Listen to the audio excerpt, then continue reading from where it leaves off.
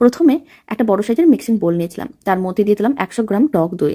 এবার টক দইয়ের মধ্যে আমি দিয়ে দিচ্ছি অল্প একটু লবণ, চা চামচের 3 ভাগের 1 ভাগ আমি লবণ দিলাম। আর আমি দিয়ে দিচ্ছি 3 চামচের মতন চিনি।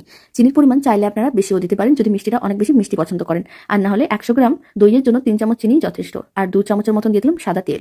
সমস্ত কিছু একসঙ্গে ভালো করে মিশিয়ে নিতে হবে। এখন আমি মিক্সিং বোলের মধ্যে দিয়ে দিচ্ছি বেশ কিছু পরিমাণ আটা। এখানে আমি 250 গ্রামের মতন আটা দিলাম। প্রথমে এইভাবে একটু শুকনো করে মিশিয়ে নিতে হবে। তারপর অল্প অল্প জল দিয়ে একটা ডো রেডি করতে হবে। রুটি বা পরোটা করার জন্য যেরকমই ডো রেডি করি ঠিক সেরকম করেই ডোটা রেডি করে নিয়েছি।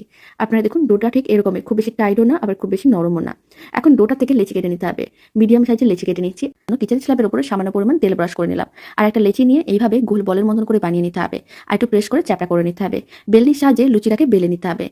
এখানে লুচিটা কিন্তু খুব বেশি পাতলা করে বেলা যাবে না, আবার খুব বেশি মোটাও রাখা যাবে না। ঠিক যেরকম করে আমরা লুচি বেলি ঠিক সেরকম করে লুচিটা বেলে নিতে হবে। গরম তেলের মধ্যে দিয়ে দিতে হবে। তেল কিন্তু আগে থেকে মিডিয়াম টু হাই ফ্লেমে ভালো করে গরম করে রাখতে হবে। তেল যদি ভালো গরম না থাকে তাহলে কিন্তু লুচি ফুলবে না। তাই গরম তেলে লুচিটা দেওয়ার পরে এইভাবে তেলটা ছিটিয়ে দিতে হবে।